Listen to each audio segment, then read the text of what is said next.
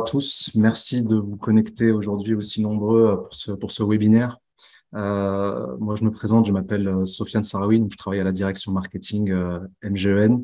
Et donc, je vais vous présenter aujourd'hui l'offre MET, donc MGEN, Environnement et Territoire.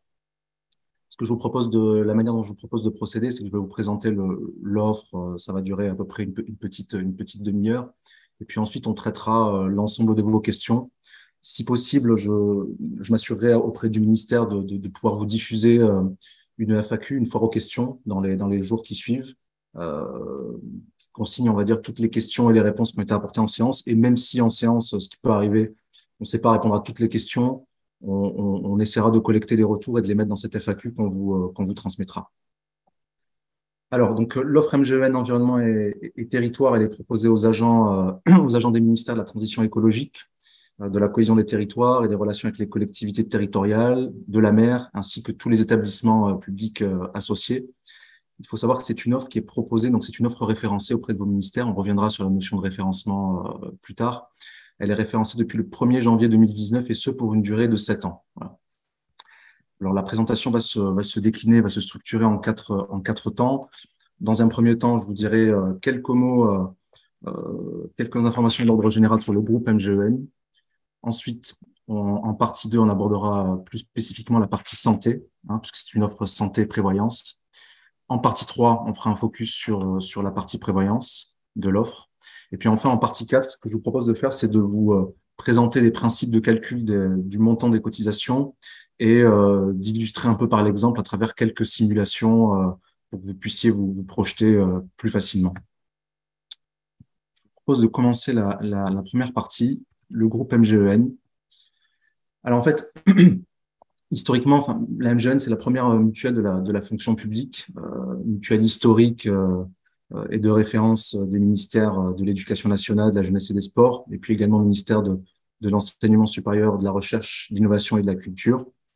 Alors la MGEN, c'est une mutuelle, donc c'est un organisme à but non lucratif, qui est indépendant de tout pouvoir politique ou financier. Concrètement, qu'est-ce que ça veut dire? La différence fondamentale avec un assureur entre guillemets classique par rapport à une mutuelle, c'est qu'il n'y a pas d'actionnaire à rémunérer. Voilà. Donc la MGEN, c'est un acteur qui est un acteur global de la santé, de la protection sociale, avec un véritable rôle sociétal dans le sens où la MGEN a 4 gros enjeux.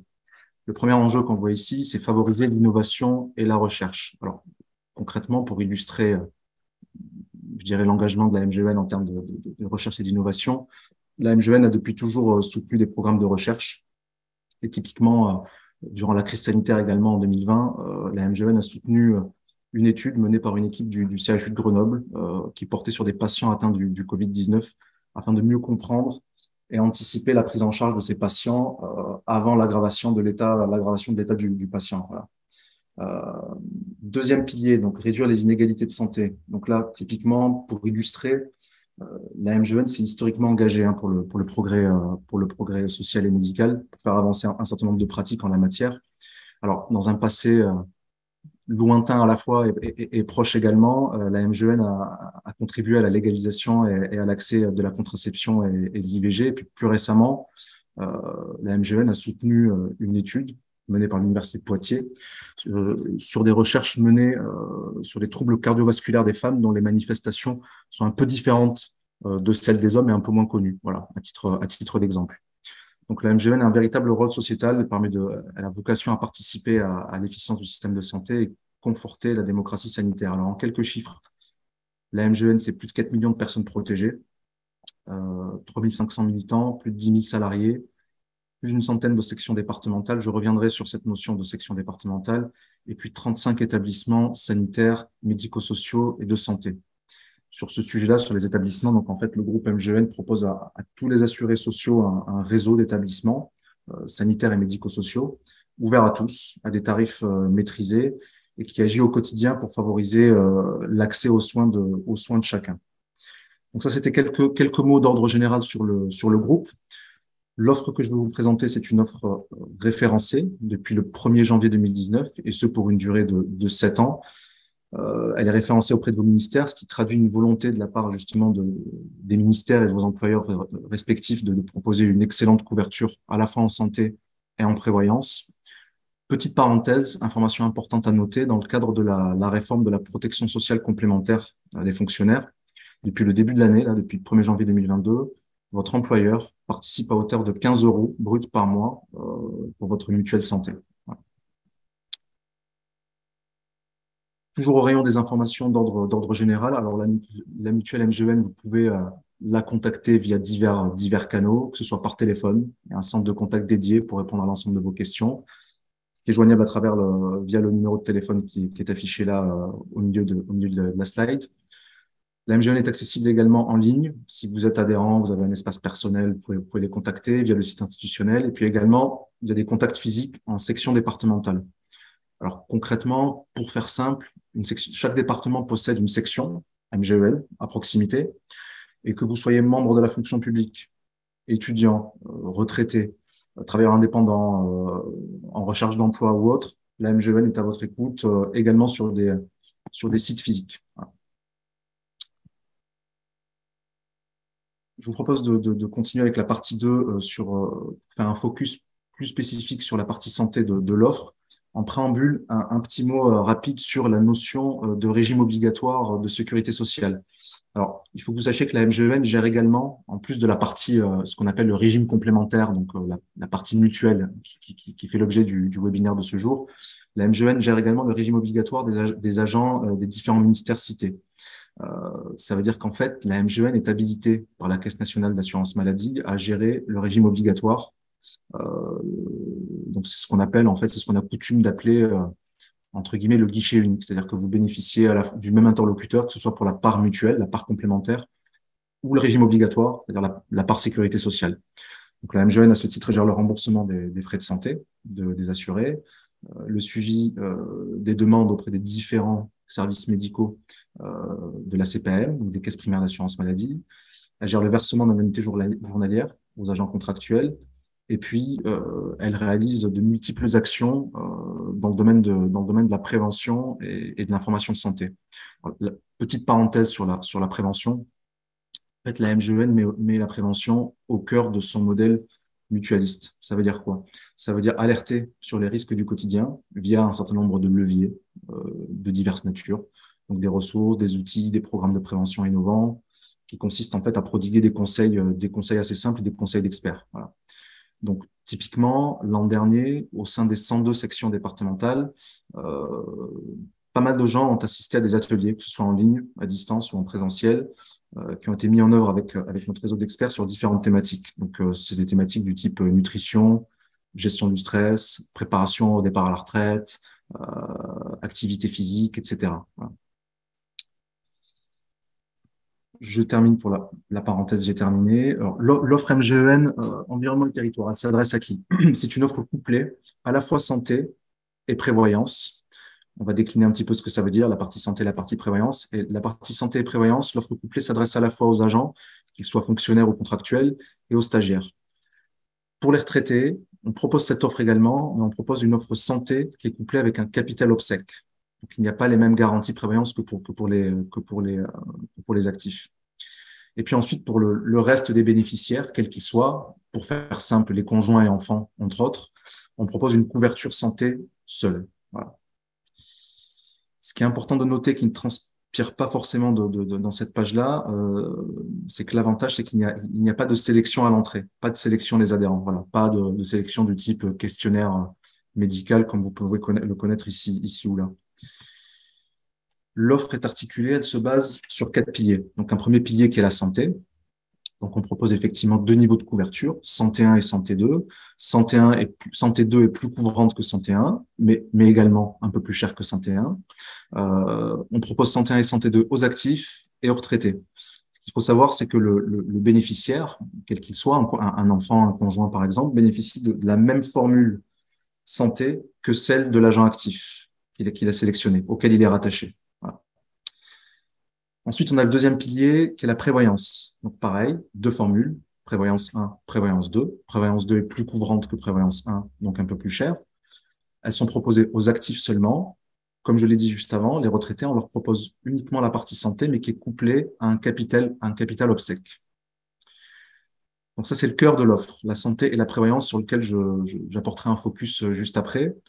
En plus, on a de l'assistance, assistance hospitalisation 48 heures, une protection juridique sur la partie santé. On a des services sur lesquels je reviendrai plus longuement juste après. Donc la téléconsultation, la consultation à distance et puis le réseau de soins. Et puis on a l'action sociale. Pareil, je déclinerai tout à l'heure exactement ce que c'est que l'action sociale. Je vous propose de faire un focus sur le premier pilier, sur la partie santé. Alors, la partie santé, qu'est-ce que ça recouvre? C'est relativement simple. Dans un premier temps, donc sur la partie gauche, les soins courants. Donc, c'est typiquement la couverture d'actes médicaux classiques, hein. Je vais chez le médecin généraliste, chez le médecin spécialiste, quelle que soit sa spécialité. Je vais en pharmacie acheter des médicaments. Je vais faire une prise de sang dans un laboratoire. C'est ce qu'on appelle les soins courants. Ensuite, on a l'hospitalisation. Donc là, c'est la prise en charge des honoraires médicaux et chirurgicaux, l'hébergement, le forfait journalier, la chambre particulière, le cas échéant, donc l'hospitalisation. Ensuite, on a des différents postes de soins, tout ce qui est optique, audio et dentaire, avec des avantages, un certain nombre d'avantages tarifaires et sans avance de frais grâce au tiers payant. Et puis enfin, le dernier bloc, pour vous soigner autrement, autrement dit, c'est tout ce qui est médecine douce. Euh, donc ostéopathie, acupuncture, diététicien, chiropracteur, etc. Donc, il est à noter que pour cette année, en 2022, pour vous donner une illustration, euh, tous les adhérents et leurs conjoints et enfants bénéficient du forfait suivant. Donc, c'est 4 séances par bénéficiaire pour l'année 2022, pour un coût de 60 euros maximum par séance, dans la limite du prix facturé, et sous réserve effectivement que l'on aille voir que l'on aille consulter un professionnel de santé qui est reconnu par l'agence régionale de santé et qui est identifié avec un numéro ADELI qui doit impérativement apparaître sur la facture. Donc ça, il faut bien être vigilant. Et donc sur présentation de la facture acquittée, on peut se faire rembourser. Donc ça, c'est pour la partie santé, qui est relativement classique. Tout à l'heure, je vous donnerai des exemples de simulation de montants de cotisation pour que vous puissiez vous projeter. Les petits plus de l'offre, donc c'est ce qu'on appelle les services. On a la téléconsultation Mes Docteurs. Donc là, c'est consultation à distance, où que vous soyez, 24 heures sur 24, 7 jours sur 7, avec des médecins généralistes et spécialistes, quels qu'ils soient, quelle que soit la spécialité. Donc les téléconsultations, bien entendu, sont sécurisées et intégralement prises en charge par la MGEN. Ensuite, on a le réseau de soins, Calixia. Alors, le réseau de soins, qu'est-ce que c'est? Euh, Typiquement, si vous vous rendez chez un opticien du réseau Calixia, vous bénéficiez d'avantages. Donc, le tiers payant, des tarifs préférentiels, un choix de monture et de verres relativement complet. Et par ailleurs, les opticiens du réseau s'engagent à vous proposer des équipements de qualité dont la traçabilité est assurée. Et en quelques chiffres, le réseau de soins Calixia, c'est 6 900 opticiens partenaires, 4 460 audioprothésistes, 500 ostéopathes et 465 centres dentaires mutualistes. Donc ça, ce sont les petits plus de l'offre. Pour continuer sur les plus, on a tout ce qu'on appelle l'assistance. L'assistance, elle est incluse dans votre contrat. Et donc, elle permet de bénéficier d'une aide à domicile lors d'une hospitalisation, que ce soit pour vous directement ou pour un de vos enfants. Elle permet de bénéficier de soutien en cas d'accident lors d'un déplacement et d'une assistance juridique pour vos démarches de santé. Jusqu'à présent, j'ai évoqué la partie santé, donc le premier pilier de l'offre, avec les avantages, donc le réseau de soins, téléconsultation, l'assistance. On va faire un focus rapide sur la prévoyance que j'étaillerai un petit peu plus également après. Donc la prévoyance, j'ai conscience qu'en règle générale, c'est peut-être un petit peu moins intuitif que la santé pour le commun des mortels, entre guillemets. La prévoyance, qu'est-ce que c'est? Typiquement, en cas d'aléa de la vie, qui vous conduit à avoir une diminution, une situation de perte de revenus, par exemple un accident ou une maladie. Donc, la MGN maintient vos ressources de manière à ce que vous soyez plus tranquille et que ce soit plus confortable pour vous et pour vos proches. Je détaillerai la prévoyance exactement, les différents types de risques, comment est-ce qu'on est couvert, etc. L'action sociale, qu'est-ce que c'est? Donc, l'action sociale, bon, typiquement en cas de difficulté, d'aléa de la vie, difficulté professionnelle ou personnelle imprévue, la MGEN vous conseille et vous redirige vers la solution la mieux adaptée et vous permet de bénéficier d'aides financières exceptionnelles accordées sous certaines conditions. Et donc, il y a différents cas de figure, différents types d'allocations, l'allocation handicap, l'allocation dans le cas de figure où ce qu'on appelle un aidant. Donc, vous aidez quelqu'un de votre entourage, de votre famille qui est en perte d'autonomie, qui est en situation de dépendance, ou l'allocation orphelinat. Je vous propose de passer à la troisième partie, donc la partie sur la prévoyance.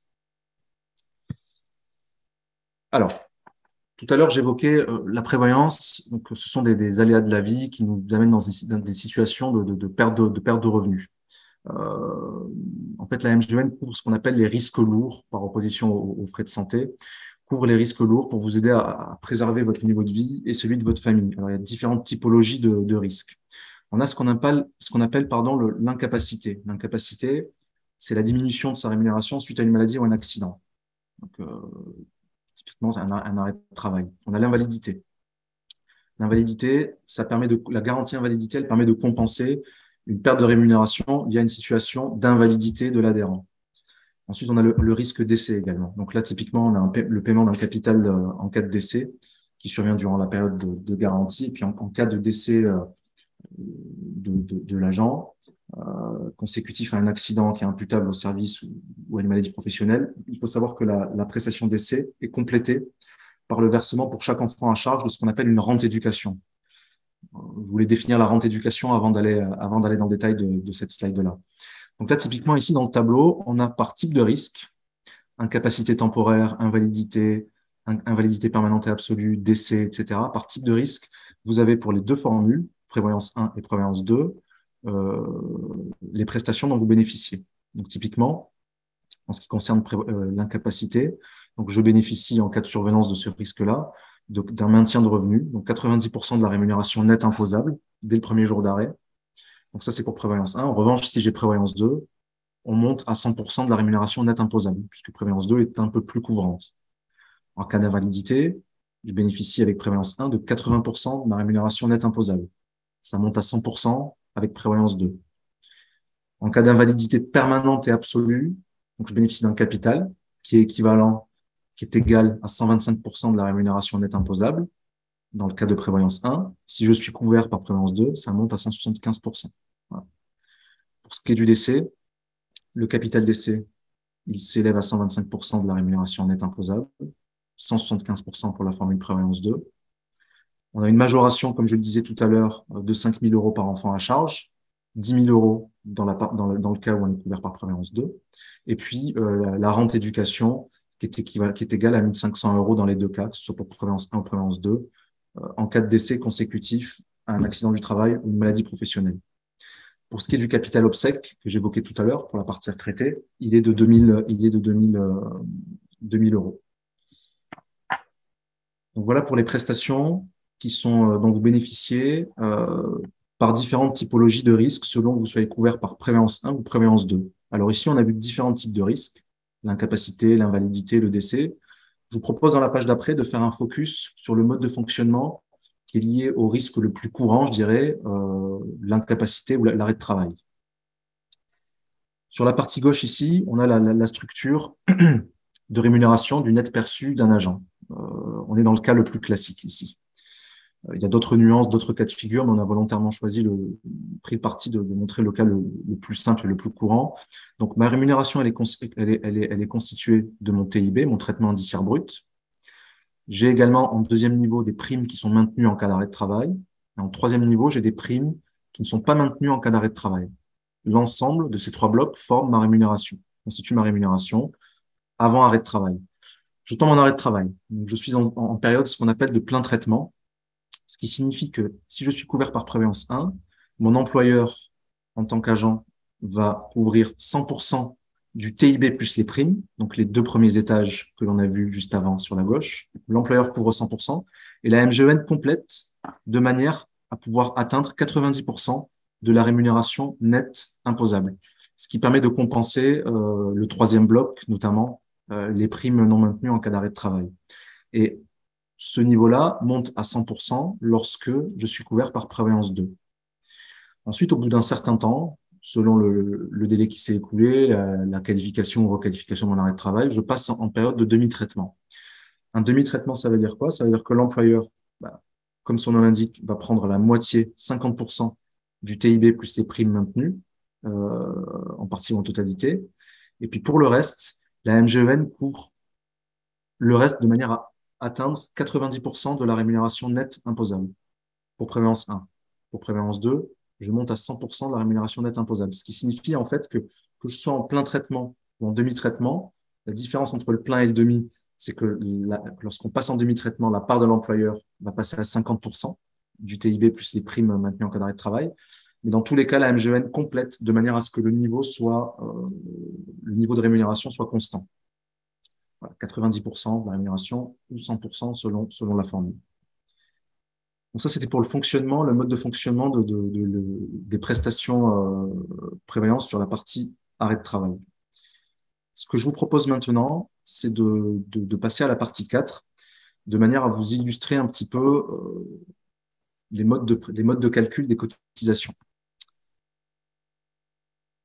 Donc, il y a 4 grands principes dans la manière d'établir le tarif, le montant de la cotisation. Donc là, je vais lire. Donc, premier principe, le montant des cotisations est exprimé en pourcentage de la rémunération pour un actif ou de la pension nette imposable pour un retraité et sans distinction d'âge. Dit autrement, ça veut dire que ce soit pour la santé ou pour le risque prévoyance, le montant de la cotisation, il dépend de la rémunération, il dépend des revenus, en fait, la rémunération de l'actif ou de la pension du retraité, mais il ne dépend pas de l'âge. Deuxième point, cotisation forfaitaire pour les bénéficiaires ainsi que les membres participants veufs et membres participants orphelins. En d'autres termes, la cotisation, on parle d'une cotisation familiale dans le sens où cela signifie que la cotisation est majorée, le cas échéant, par une cotisation par membre, par bénéficiaire, que ce soit un conjoint ou un enfant. On verra tout à l'heure les montants dans la page d'après. Troisième point, on a un plancher et un plafond uniquement en santé pour les membres participants actifs et retraités. Ça veut dire quoi? Ça veut dire qu'effectivement, comme je le disais tout à l'heure, le montant de la cotisation, donc le tarif, dépend des revenus, mais il y a un seuil, il y a un plafond, un seuil au-delà duquel on ne pourra pas payer plus cher, et il y a également un plancher, voilà, que je montrerai juste après. Important à savoir, gratuité à partir du troisième enfant. Donc, il y a une cotisation qui est forfaitaire par enfant. À partir du troisième, je paye comme si j'avais 2 enfants. Comment est-ce qu'on calcule le tarif? Comment est-ce que ça marche? Donc ici, vous avez un tableau avec 4 colonnes, une colonne actif, retraité, conjoint, enfant. Donc là, typiquement, si je suis actif, mon tarif, si je choisis 101, il est égal, il s'exprime en pourcentage de la rémunération nette imposable. Donc c'est 2,51% de la rémunération nette imposable. Avec un plancher, je ne peux pas payer en deçà de 474 euros et un plafond, je ne peux pas payer au-delà de 1218 euros. Si je choisis santé 2, la formule plus couvrante, le montant de la cotisation, il s'élève à 3,13%. Donc, c'est plus cher que santé 1, c'est normal parce que c'est plus couvrant. Le plancher est à 621 euros et le plafond est à 1530 euros. Tout à l'heure, j'évoquais l'assistance. Donc là, on a la quote-part de l'assistance, 2,76 euros.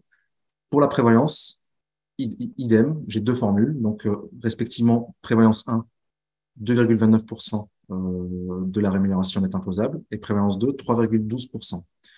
Voilà comment on lit, c'est la clé de lecture. Ici, vous avez la même chose, vous avez les tarifs pour un retraité. Et ici, vous avez dans la troisième colonne le montant forfaitaire à ajouter pour votre conjoint. Donc, 774 euros par an pour 101, soit 64,5 euros par mois, et 960 euros par an, soit 80 euros par mois, si on prend le niveau 2. Et là, on a ensuite la dernière colonne pour la partie enfant, donc 15,25 € par mois par enfant, ou 20,25 € par mois par enfant si je suis sur santé 2. Concrètement, à travers si on prend quelques exemples, on va prendre un agent actif qui a 35 ans et qui a une rémunération annuelle nette imposable de 24 000 euros. S'il choisit un couplage santé 1 et prévoyance 1, donc le montant de la cotisation s'élèvera à 96,23 euros. Donc, je rappelle, l'âge n'entre pas en compte. Donc, il a 35 ans, mais finalement, peu importe. Il gagne 24 000 euros. Donc, 24 000 euros, comment est-ce que j'arrive à ces 96,23 euros? Eh bien, si je vous ramène au tableau juste avant, il a pris santé 1, le niveau 1, donc 2,51 fois sa rémunération qui est 24 000. Il a pris prévoyance 1, donc plus 2,29% fois sa rémunération qui est 24 000.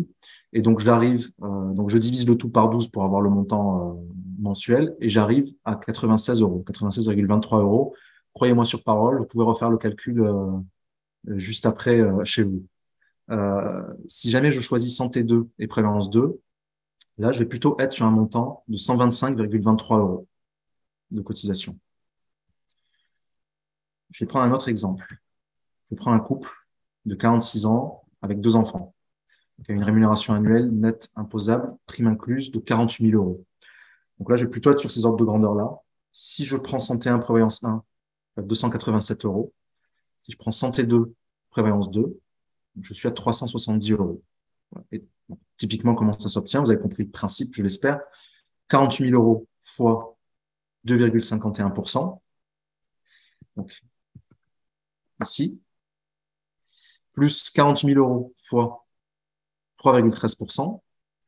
Donc, le couple avait 2 enfants, me semble-t-il. Donc, on va prendre ici le montant forfaitaire par enfant pour la formule 1.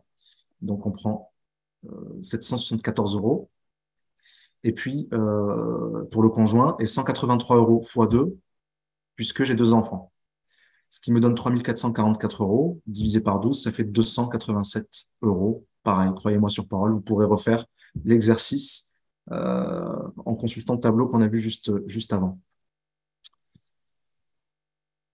Dernier exemple, donc un couple, 56 ans, peu importe l'âge, 3 enfants, rémunération annuelle nette imposable de 46 000 euros prime comprise. Donc, je vais payer 279 euros par mois pour santé 1, prévoyance 1, et 360 pour santé 2, prévoyance 2. Voilà. Pour vous permettre un peu de vous projeter, vous donner des ordres de grandeur qui correspondent peu ou prou à des situations qui sont similaires à la vôtre ou qui se rapprochent de la vôtre. J'en ai terminé pour la présentation. Donc, on a vu effectivement la partie santé, la partie santé. On a vu la partie prévalence. On a vu également comment est-ce qu'on, à travers quelques exemples, comment est-ce qu'on calculait le montant des cotisations. Donc, je vous propose de passer à la phase de questions-réponses. Excuse-moi, Sofiane, il y a eu différentes questions sur le fil de discussion. Ça serait peut-être intéressant de les balayer en prime abord, sachant qu'il y a eu certaines réponses de fait, notamment pour ma part. Donc Ouais. voilà. En tout cas, je te Alors, propose peut-être de défiler si tu souhaites, ou alors on le fait à l'oral. ouais, on peut regarder. Alors, je découvre, hein, parce que, alors, donc, comment savoir si mon opticien appartient au réseau Calixia? Donc Alors ça, pour le coup, Sofiane, j'ai répondu à cette ouais, question. Il y en a certaines qui ont été posées dans le cadre des questions-réponses. Donc nous, on peut répondre directement ouais. sur le document. Donc il y a encore des questions ouvertes. Je ne sais pas si tu veux tous débalayer ou si tu veux prendre celles qui n'ont pas trouvé réponse pour le moment. Alors, je regarde, hein. Comment est-ce qu'on identifie? Alors, celles qui ont trouvé réponse, elles sont topées peut-être Florian quelque part, non? F ou Tu as un onglet normalement QR en Oui, tu as bas et un puis ah, il onglet y a d'accord, entre le. QR, ok. répondu Ok, et pardon, ouverte. J'imagine qu'elles sont pas répondues du coup encore. ok, question ouverte. Donc là, serait-il possible d'avoir accès à la présentation? Oui, on on pourra l'envoyer après. Assistance en santé 1 et 2. Je ne sais pas si Gaël est présent, mais effectivement, l'assistance donc on a une quote-part assistance, on l'a vu tout à l'heure dans dans le tableau de cotisation, on- pour Oui, santé 1 et également pour santé 2. Tout à fait, l'assistance est en inclusion à partir du moment où vous souscrivez l'offre. tout à fait. Alors, comment savoir, alors celle-ci, elle a été répondue, hein, comment savoir si mon opticien appartient au réseau Calixia? Qu'en est-il des contrats Altis? À quoi servent-ils? Comment les résilier? Ça, je ne sais pas y répondre, mais je le mettrai la réponse dans la FAQ. Alors, je suis au ministère de l'Agriculture, mais en poste au MTE, au ministère de la Transition écologique. Puis-je bénéficier des mêmes prestations qu'un agent du ministère de la Transition écologique? J'ai envie de répondre oui. J'ai envie de répondre oui. Florian, qu'est-ce que tu en penses? Alors là, c'est pas vraiment. Alors autant je pourrais te dire sur Alptis où en fait c'était à l'époque pour les ex-MGT finalement où en fait quand il y a eu la transition vers MGN, il y a eu un complément qui a été proposé qui était assuré par CNP Assurance. Il y a eu une campagne du coup pour proposer finalement, au lieu d'avoir finalement une cotisation MGN plus en fait un contrat complémentaire Aptis qui est en plus du coup sur deux entités, donc il y a des transferts de flux informatiques qui peuvent en tout cas complexifier parfois le complément de revenus. Le but c'était de proposer finalement voilà la gamme MET et avoir une seule et même une seule et même enfin un seul et même contrat pardon. Et alors, à quoi servent-ils? Alors, les contrats Alptis, voilà, donc ça, j'ai expliqué, c'était un contrat, un complément de revenu en plus de ce que prévoyait AMGN. Mais maintenant qu'il y a un contrat MET, pour moi, voilà, il y a peut-être plus d'intérêt d'en avoir deux dissociés, mais d'avoir un complet. Et comment les résilier? Alors, si je dis pas de bêtises, il me semble que dans les contrats Alptis, il fallait les résilier en fin d'année. Sinon, en fait, on repartait sur une année. C'était avant le 31 octobre, il me semble. Il faut que je reprenne exactement le contrat. Et sinon, on fera un système de questions-réponses, comme tu disais, du coup, pour reprendre un petit peu tout et répondre à toutes les questions. Mais en tout cas, je sais que ça repart sur une année, donc il faut être hyper vigilant par rapport à ça et de bien, du coup, envoyer, en recommander, du coup, la résiliation avant, je crois que c'est avant le 31 octobre. Donc là, pour le coup, pour ceux qui sont concernés, ça peut peut-être être intéressant. Très bien, merci Florian. Alors, je dis les questions telles que je les vois venir. L'incapacité vient en plus de l'invalidité du RG. Alors, RG, je ne suis pas sûr de comprendre, mais ça, l'incapacité. Régime général, je pense. Alors, juste, j'essaie de voir où elle est la question. L'incapacité vient en plus de l'invalidité du régime général. Alors, non, là, c'est vraiment dissocié. C'est que Deux choses l'incapacité, différentes. voilà, l'incapacité de travail, c'est le risque par rapport à l'arrêt de travail. Donc, nous, voilà, il y a une garantie, du coup, qui vient en complément de revenu par rapport à l'incapacité de travail. Et par contre, du coup, sur tout ce qui est invalidité, donc, en effet, alors, invalidité du régime général, donc, ça va être finalement l'invalidité sécurité sociale en catégorie du coup d'invalidité. Donc là, c'est bien la prestation allocation d'invalidité. Donc c'est vraiment deux dissociés qui complètent du coup l'invalidité soit par la Sécu, soit lorsque l'agent fonctionnaire est mis en retraite pour invalidité. De la même façon complète, sachant que l'invalidité va même plus loin que ces deux notions de retraite pour invalidité et invalidité sécurité sociale. C'est que même les personnes en allocation d'invalidité temporaire, donc qui sont potentiellement en disponibilité d'office pour raison de santé, voire en allocation temporaire d'invalidité s'il y a eu du coup un accident de service ou une maladie contractée pendant le service. Du coup, on pourrait même compléter du coup sur ces allocations. Donc, c'est quand même sur un éventail assez large du coup sur l'invalidité et l'incap, bah, du coup, voilà, encore une fois, deux risques bien dissociés. J'en ai une autre, Florian, sur les risques prévoyance. À partir de quel pourcentage d'invalidité la prévoyance est-elle mise en place? Entre parenthèses, 33, 66% d'invalidité ou autre. Oui, alors, il va y avoir, on va dire, des subtilités pour tout ce qui est allocation d'invalidité temporaire.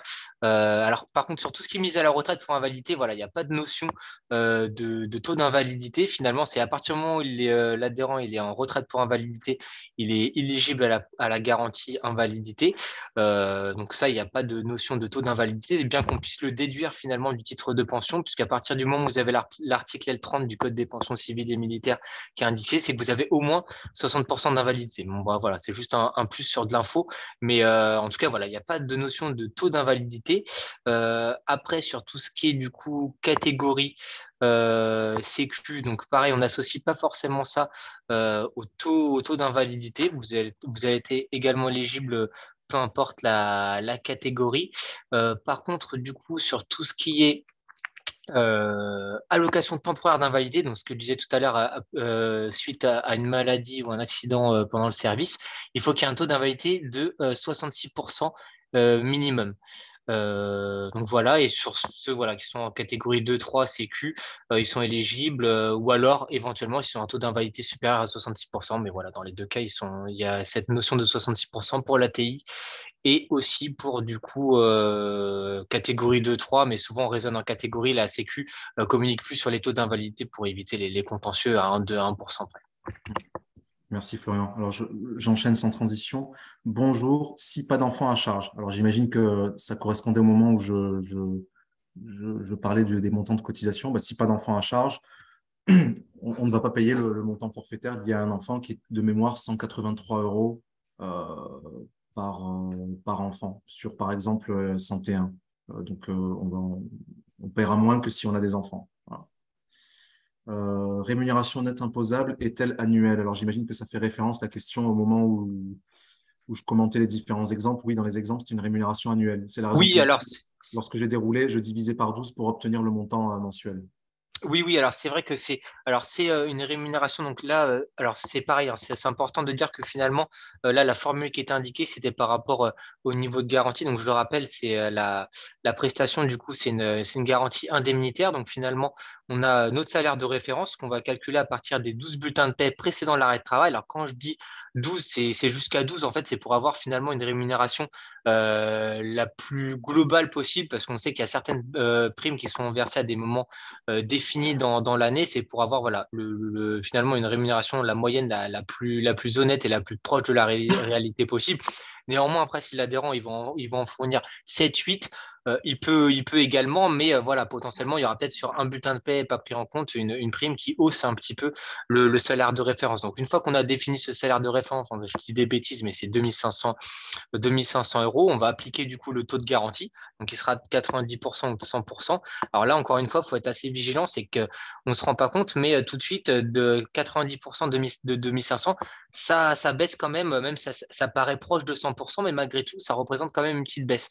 Donc ça, il faut être quand même vigilant par rapport à ça. Et une fois que finalement, on a fait cette formule du coup d'appliquer le taux de garantie, on va déduire les ressources perçues pendant la période d'arrêt de travail. Donc, elle est annuelle dans le sens où on prend 12 bulletins de paie avant la période d'arrêt de travail pour avoir une représentation la plus proche possible de la réalité. Néanmoins, ça peut être un petit peu moins si l'adhérent ne peut pas communiquer les 12. Voilà. Et c'est après versé mensuellement à terme échu. Et autre plus quand même, c'est qu'on est quand même sur un contrat individuel adhésion facultative, et c'est-à-dire que le complément de revenu du coup versé en arrêt de travail par MGN n'est pas imposable. Et ça, c'est quand même un gros plus sur le marché, contrairement notamment au contrat collectif soumis à la loi Evin. Merci Florian. Là, j'ai une question également intéressante. Comment savoir si nos primes sont couvertes en totalité dans la prévoyance? J'imagine que ça fait référence au schéma que je montrais tout à l'heure avec la structure en trois blocs de la rémunération nette, donc avec une partie le TIB, ensuite les primes qui sont maintenues en cas d'arrêt de travail et les primes qui sont non maintenues.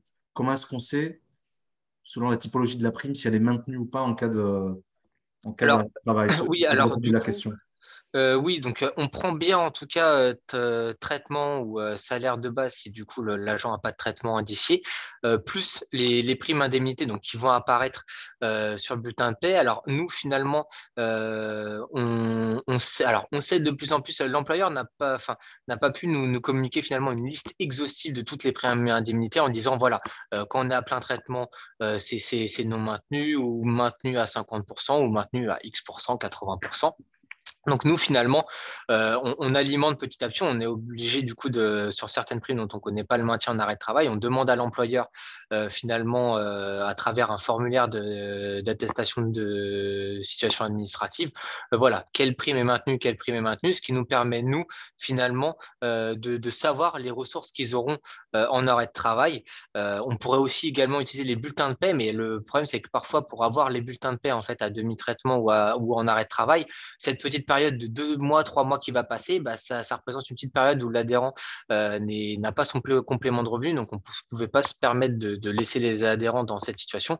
Donc on s'est permis d'estimer les ressources, et cette estimation de ressources, finalement, elle se fait en effet du coup avec un tableau de recensement qui nous permet de savoir quelle prime sera maintenue, pas maintenue. Et si on a un doute, on demande à l'employeur concerné. Et du coup, comme on est sur du net, en fait, on a calculé en fait par rapport à la rémunération justement des 12 bulletins de paie, on se rend compte finalement le taux de charge qui est appliqué, donc la différence entre le net et le brut, ce qui nous permet ensuite de déduire des ressources nettes. Donc voilà, c'est comme ça se fait. Donc, nous, de toute façon, on prend dans le salaire de référence toutes les primes indemnités pour calculer les ressources. On saura si l'employeur nous dit c'est non maintenu, on part du principe que du coup, cette ressource, elle n'est pas prise en compte dans les ressources. Si elle est maintenue à 50%, on appliquera 50% et maintenue à 100 comme la SFT ou hier l'indemnité de résidence. Pareil, du coup, on la prendra en compte à 100%. On se fie vraiment à ce que nous dit l'employeur, sauf si nous, on a la certitude de savoir, voilà, tel maintien, c'est fait comme ça. Et si éventuellement il y avait eu, je sais pas, une évolution ou quoi, on ferait une régularisation du dossier sans problème. Voilà. Merci Florian. Alors, je vois une autre question sans transition qui n'a pas trop de rapport sur une autre thématique, mais intéressante également. Bonjour, ces offres sont valables jusqu'à quand? J'ai entendu dire que le ministère relance un appel d'offres en 2023 pour les futures mutuelles obligatoires. Quid de ces offres si la MGN ne gagne pas ce nouvel appel d'offres? Quid de ces offres si le cahier des charges a changé d'un appel d'offres à l'autre? Alors, il y a plusieurs questions dans la question. Je vais essayer de répondre avec les éléments de réponse dont j'ai connaissance à ce stade. Alors, l'offre, je le disais tout à l'heure, c'est une offre référencée pour une durée de 7 ans. Elle est référencée depuis le 1er janvier 2019, ce qui nous amène du coup au 31 décembre 2025. Donc, le référencement court jusqu'au 31 décembre 2025. Donc, ensuite, que se passe-t-il après le 31 décembre 2025? Alors, il y a l'entrée en vigueur en fait de la réforme de la protection, enfin, de la PSC, de la protection sociale complémentaire des fonctionnaires. Alors, tout dépend. À ce moment-là, votre employeur va choisir une mutuelle pour pouvoir mettre en place un contrat collectif santé. Alors, je vais plutôt parler pour la santé parce que la prévalence, il y a des échanges interministériels qui sont en cours et pour le coup, j'ai moins de visibilité. Donc, il va choisir une mutuelle, que ce soit la MGEN ou une autre d'ailleurs. À ce moment-là, si vous êtes un agent actif, vous allez avoir l'obligation de rentrer dans le contrat collectif, sauf cas de dispense listé dans l'accord interministériel là, qui est paru en février dernier. Je ne connais pas les cas de dispense par cœur, mais typiquement, si vous avez déjà une couverture individuelle, etc., enfin, vous avez la possibilité d'être dispensé. Donc ça, c'est pour l'agent actif. En revanche, les retraités, derrière, ils font un petit peu ce qu'ils veulent. C'est-à-dire que soit ils peuvent rentrer en fait effectivement dans le nouveau contrat collectif que l'employeur a décidé de mettre en place, soit ne pas le faire. Très concrètement, ils n'ont aucune obligation. Les retraités, en fait, ceux qui sont déjà retraités auront 1 an pour décider s'ils prennent le contrat collectif ou s'ils gardent leur contrat individuel existant. Alors, le contrat individuel, ça ne pourra plus être l'offre référencée au 31/12/2025, mais la MGEN, à ce moment-là, si c'est pas elle qui gagne le contrat collectif, dans tous les cas, elle est tenue de proposer une autre offre. Libre à vous de l'accepter, libre aux retraités de l'accepter ou pas. Et un deuxième cas de figure, ce sont les nouveaux retraités, donc ceux qui partiront à la retraite, mais au moment de leur départ à la retraite, le contrat collectif sera déjà en vigueur. Donc là, pour les nouveaux retraités, l'employeur est obligé de leur présenter la possibilité de poursuivre l'adhésion à titre facultatif au contrat collectif. Mais voilà, l'agent retraité, finalement, il fera ce qu'il voudra. Donc, je ne sais pas si j'ai répondu à toutes les questions qui étaient dans la question, mais voilà. Vos formules sont-elles adaptées au DOM-TOM? Alors, j'ai peur de ne pas comprendre la question. Si la question, c'est de dire… Alors, de toute façon, la cotisation ne dépend pas de la localisation géographique. Hein, la structure de cotisation, on l'a vu tout à l'heure, c'est en fonction de la rémunération. Alors, peut-être la question peut vouloir dire également la couverture en termes de réseau de soins. Est-ce que je peux trouver les opticiens et les dom-tom? Là, je ne sais pas. Donc, je ne peux pas Oui. répondre à la question. Bah, si je peux me permettre, du Oui. coup, la territorialité de l'offre couvre la France métropolitaine et les DROM. Donc, vous serez couvert sur l'ensemble de ce territoire et pour des soins inopinés à l'étranger et aussi. Et nos réseaux de soins sont partout, sont disponibles partout en France métropolitaine et dans les DROM. Donc, vous pourrez aussi bénéficier de prestations dans ce cadre. Merci. Alors, bonjour. Est-ce que les 15 € versés tous les mois sur la fiche de paye pour la MGEN en tant qu'actif sont versés à la retraite?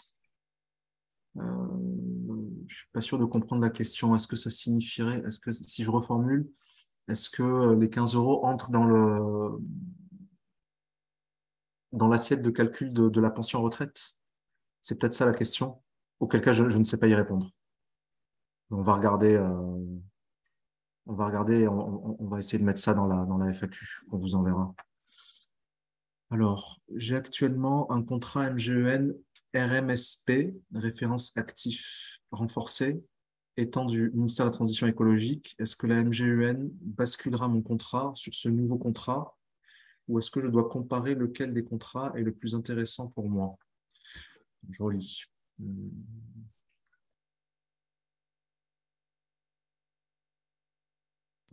Pour certains personnels, nous avons du coup deux offres auxquelles vous êtes éligibles. Donc, typiquement MSP, je vois dans les questions qu'il y en a beaucoup C'est qui, MSP, qui oui. sont dessus aujourd'hui. Et MET, donc les besoins, là, ils ont été faits.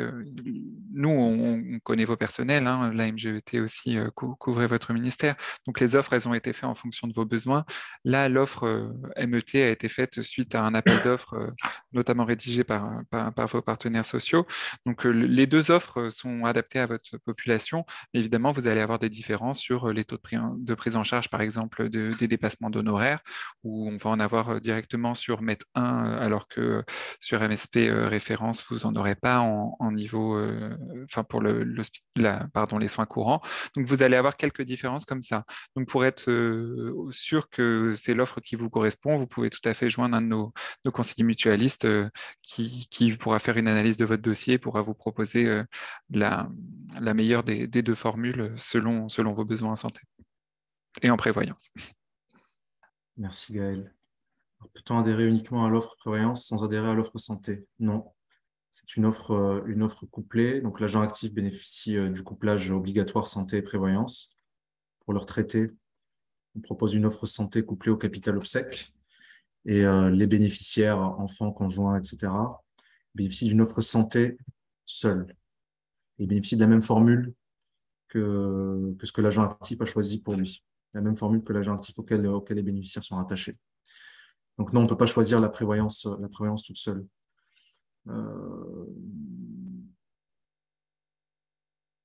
Déroule. Est-ce que, alors, ça c'est pour Bastien. Bonjour, est-ce que l'enregistrement du webinaire nous sera accessible? Répondu en privé, elle sera accessible normalement. Ouais. Vous la recevrez par mail lorsque ça sera accessible. Il y a beaucoup de questions par rapport aux documents. Oui, ça on enverra les documents. Dans le cadre de la sécurité sociale, hors mutuelle, un fonctionnaire en disponibilité bénéficie d'une couverture d'1 an pour l'assurance maladie. Que se passe-t-il au-delà d'1 an? Alors ça, pour le coup, je ne sais pas. Est-ce que c'est la CMU qui prend en charge les soins de base et non plus la MGEN pour un affilié? Le reste restant à charge de l'adhérent, vous me confirmez? Tu as une idée, toi, Gaël? Alors là, c'est plutôt la question d'affiliation RO, donc je ne saurais pas vous répondre. Ouais. C'est vraiment du régime obligatoire, pas du régime complémentaire. Dans tous les cas, nous, avec MET, on couvrira, c'est une offre responsable, donc on couvrira vos soins à partir du moment où la sécurité sociale vous les rembourse. Alors, pourquoi le pourcentage est plus élevé pour les retraités? Preuve que l'âge est pris en compte. Effectivement, c'est ce que j'ai dit porte peut-être à confusion. Le fait que vous soyez retraité ou pas va conditionner, on l'a bien vu dans le tableau, il y avait une colonne pour les tarifs, une colonne active, une colonne retraité, va conditionner le montant de la cotisation. Mais si vous êtes retraité, il y a d'autres offres où il y a effectivement des tranches d'âge, plus de 70 ans, plus de 75 ans, ou même lorsque vous êtes actif, là on l'a bien vu, l'âge n'entre pas en compte. Mais effectivement, que le statut du membre participant, donc que vous soyez actif ou retraité, va impacter le montant de la cotisation. Il y a une problématique en fait assez simple qui est valable en fait pour tous les assureurs, toutes les mutuelles, une problématique de ce qu'on appelle d'équilibre technique. C'est-à-dire que pour que l'on puisse verser les prestations en se basant sur les cotisations collectées, mais il faut que l'offre soit équilibrée. Et pour qu'elle soit équilibrée, c'est de la technique actuarielle. Il faut que les retraités payent un peu plus. Mais il y a des mécanismes de solidarité qui sont déjà mis en place dans la manière de tarifer, sans entrer dans les détails techniques, qui font que le retraité paye ici moins que ce qu'il paierait avec une autre structure de cotisation. Là, je vais m'embourber dans les explications techniques, donc je vais arrêter là. Comment ça se passe pour les enfants majeurs étudiants?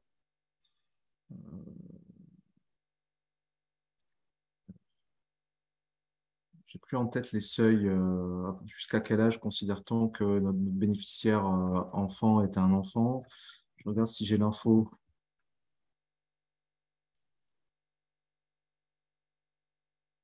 Effectivement, dans les cibles, on a les enfants de moins de 18 ans, enfants de moins de 28 ans si étudiants ou inscrits à Pôle emploi, enfants de moins de 28 ans sous contrat d'apprentissage et enfants handicapés.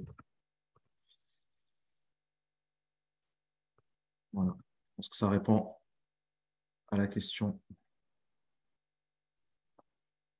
Les cotisations changeront-elles dès que notre salaire évoluera? En théorie, oui. Et je pense que dans ce cas-là, alors je parle sous ton contrôle, Gaël, mais c'est en termes de processus, c'est la mutuelle, c'est la MGEN qui contacte les adhérents à travers des campagnes annuelles pour connaître les évolutions potentielles de salaire, c'est ça? Alors, je suis sur la partie santé, pas cotisation, donc je ne Ah, pourrais pas pardon, répondre. excuse-moi, Gaël. Mais effectivement, on a il y a des campagnes annuelles qui sont faites dans le cadre des traitements de fin d'année. Donc, vos Ouais. échéanciers sont réalisés par année. Et dans ce cadre-là, on vous demande vos ressources, effectivement, pour connaître la cotisation à appliquer. Donc la réponse est presque 100% fiable. Oui, ça doit évoluer en théorie, mais ça n'évolue pas automatiquement. Il y a besoin de se parler, il y a besoin d'être contacté quand même par la mutuelle.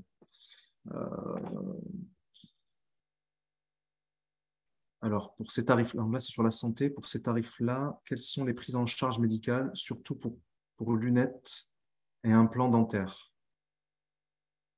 Alors là, pour le coup, la Ouais, question est vaste là, parce c'est que moi. ça nécessite de rebalayer tout le tableau de… Alors, je peux faire Oui, rapidement, hein. Pour les lunettes, comme toute offre, votre garantie va dépendre de la correction de vos verres et de votre âge. Donc, je suppose que la personne qui pose la question a plus de 16 ans. Nos garanties vont selon le niveau que vous souscrivez aussi, hein, de 75 euros par verre à 200, et selon la correction, les montures de 60 à 100 euros. Ensuite, pour l'implantologie, donc c'est une prestation qui est non remboursée pardon, pour l'optique, on a aussi bien sûr la couverture du 100% santé, donc les dispositifs, je ne sais pas si vous êtes tous au fait de ce sujet, mais il y a certains paniers de soins en optique, en dentaire et en audio, pour lesquels la sécurité sociale et les pouvoirs publics ont fixé des tarifs plafonds pour les professionnels de santé et pour lesquels nous couvrons jusqu'à à des plafonds, justement à ces plafonds, donc vous serez intégralement remboursé.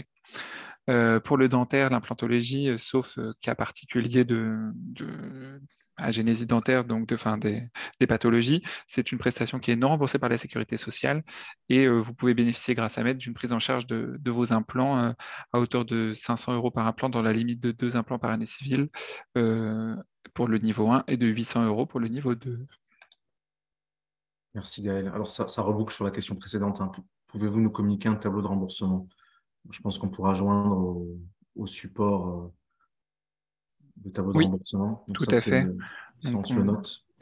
Alors la cotisation RMA s'ajoute à 101 et prévoyance 1 dans l'exemple 1, soit 96,23 plus 2,76 €. Alors oui, effectivement, tout à fait.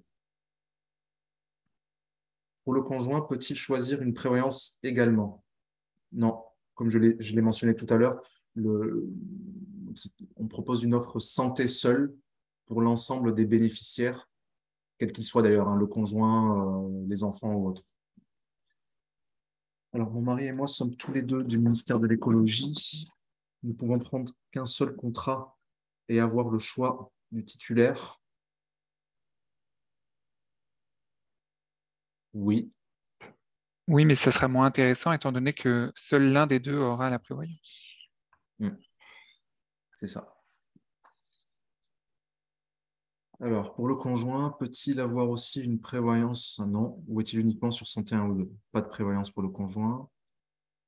Alors, a-t-il un simulateur ou y a-t-il un simulateur pour avoir déterminé nos choix et nos besoins et avoir un tarif au plus juste? Je sais pas alors ça, je ne sais pas s'il existe un simulateur. Il y a pas de simulateur. Après, je pense qu'en section, on peut prendre le temps de la comparaison, sachant que c'est vraiment propre à chaque situation. Tout dépend, voilà, est-ce que c'est plutôt santé, plutôt prévoyance ou plutôt les deux? C'est faut vraiment que ça soit axé finalement selon les besoins. Et ça, c'est vraiment du au cas par cas. La difficulté avec une simulation, c'est que parfois on tombe peut-être un peu trop dans le général et pas vraiment sur une situation propre à l'adhérent. Donc, c'est vrai que je pense que ça, c'est peut-être bien de pouvoir étudier en section, voilà, en particulier sur un cas précis, voilà, comment on peut s'orienter au mieux selon les besoins, sachant que les besoins évoluent également. Donc parfois, on peut être amené, voilà, à changer d'offre selon l'évolution des besoins. Donc après, il pourrait être mis en place. Alors je sais pas trop, toi, Sofiane, tu as peut-être plus d'infos à ce sujet, mais je crois qu'il y a des petites simulations. Mais moi, je trouve que voilà, c'est toujours mieux quand même de voir en particulier sur les besoins au moment T de l'adhérent. Bon, sur les simulateurs, ça, je ne suis pas au courant, mais effectivement, ça ramène à la page qu'on a vue ensemble tout à l'heure sur les différents points de contact, hein. Vous avez effectivement les sections, il y a le numéro de téléphone, il y a possibilité de faire des devis personnalisés. Alors, bonjour, c'est quoi le MGEN intégral? Ça, il me semble que c'est pas une formule du produit MSP, ça? Oui, tout à Oui, fait. ok. Alors, je serai en retraite au 1er janvier 2024, pas encore à la MGEN. Comment sera calculée ma cotisation comme ma rémunération va diminuer? Je serai en train de regarder 2024, pas encore à la MGEN. Ça, je ne suis pas sûr de comprendre la question. Pas encore à la MGEN.